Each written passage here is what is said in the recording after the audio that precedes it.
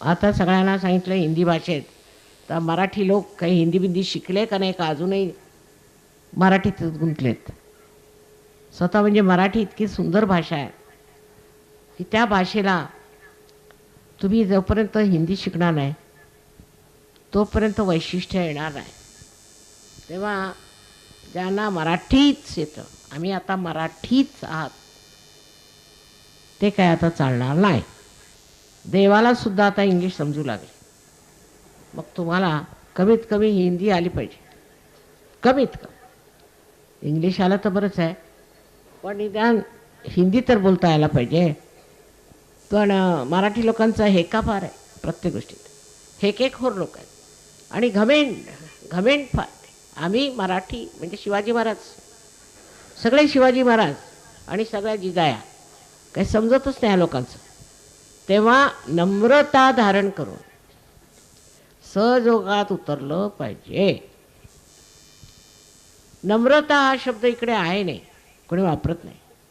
वापरला तरी ती नम्रता असायला पाहिजे. असं मला नमस्कार करतील जितक्यांना मी त्यांना बघेन तितक्यांना नमस्कार, पण बाकी बाकी काय.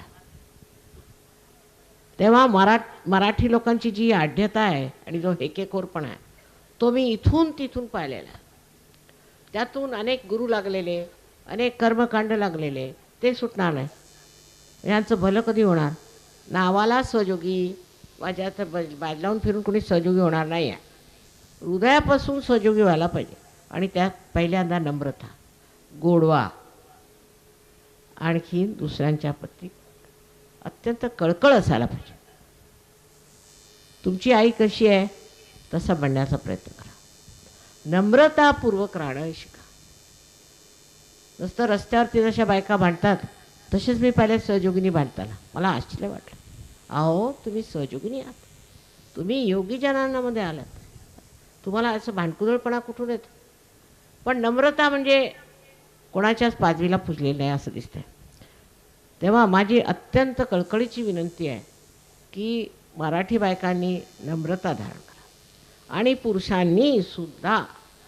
पुरुष जरा कुठे शिपाई झाला की त्याचं डोकं खराब होतं महाराष्ट्रात, पण तसं तिकडे उत्तरेला नाही. आश्चर्याची गोष्ट आहे की कमिशनर असला तरी अगदी बरोबर ठिकाणावर असतो. जराशी नोकरी मिळाली की त्याचं डोकं फिरलं म्हणजे समजा महाराष्ट्र. इतक्या उथळ माथ्याचे लोक झालेत. त्या मला समजत नाही आता की कसं समजावून सांगायचं की अहो गहनात उतरा, काय मिळवायचं आहे ते जाणून घ्या. तुमच्या इथे जेवढ्या संत साधूंनी जन्म घेतला ते सगळे हारून सगळ्यांना नमस्कार करून समाधी घेऊन जा. नको रे बाबा ह्या महाराष्ट्रात राहायला.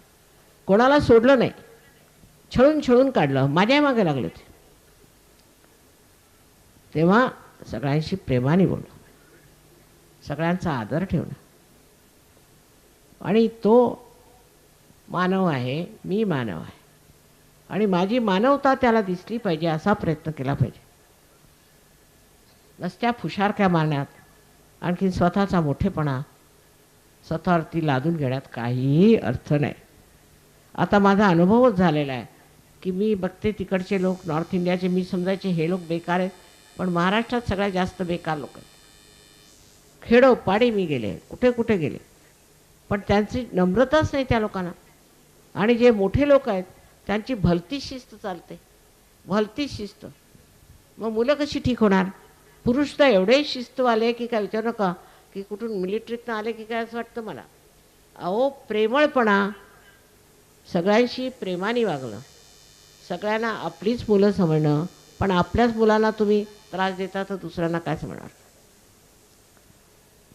तर महाराष्ट्रातले जे गुण आहेत ते नम्रतेत आले पाहिजे.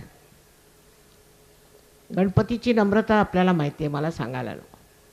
तशीच नम्रता यायला पाहिजे, तोच गोडवा यायला पाहिजे. तसं दिसत नाही. आणि एक दुसऱ्यांशी मानाने बोललं पाहिजे, कारण तुम्ही सगळे योगी जन आहात.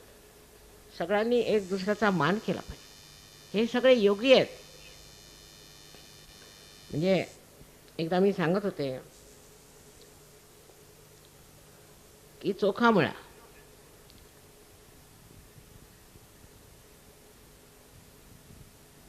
आणि ही मंडळी निघाली. त्यांचं म्हणणं हा महार आहे जातीचा. तर तुकारामांनी अभंग लिहिलेत की मी महार झालो हेच बरं झालं.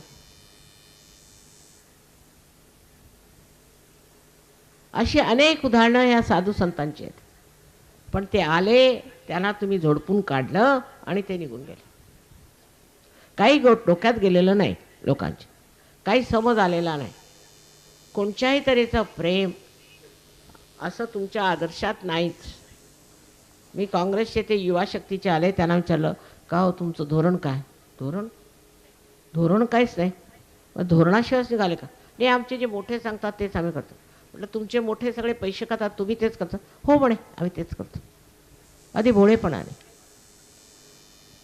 तर महामूर्खांचं इथं काम नाही आहे, मूढांचं काम नाही आहे.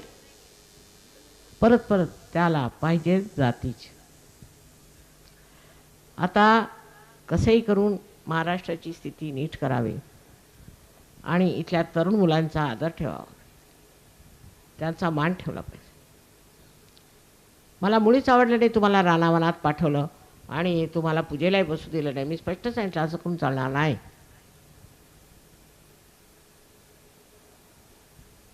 प्रेम हे मुख्य आहे.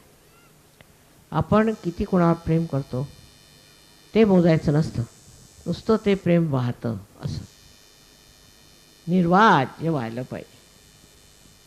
सगळ्यांना प्रेमाने आदराने वागून एक नवीन आम्हाला सहयोगांचा समाज स्थापन करायचा आहे. केला आहे म्हणा, पण अजून जरासा एवढा चमकत नाही, तो चमकावला.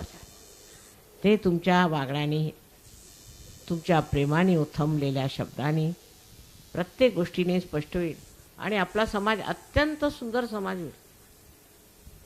अत्यंत सुंदर. म्हणून जे वाईट ते नकोच आणि जे चांगलं ते हवं, अशी प्रवृत्ती बाळगून सगळ्यांनी राहिलं पाहिजे.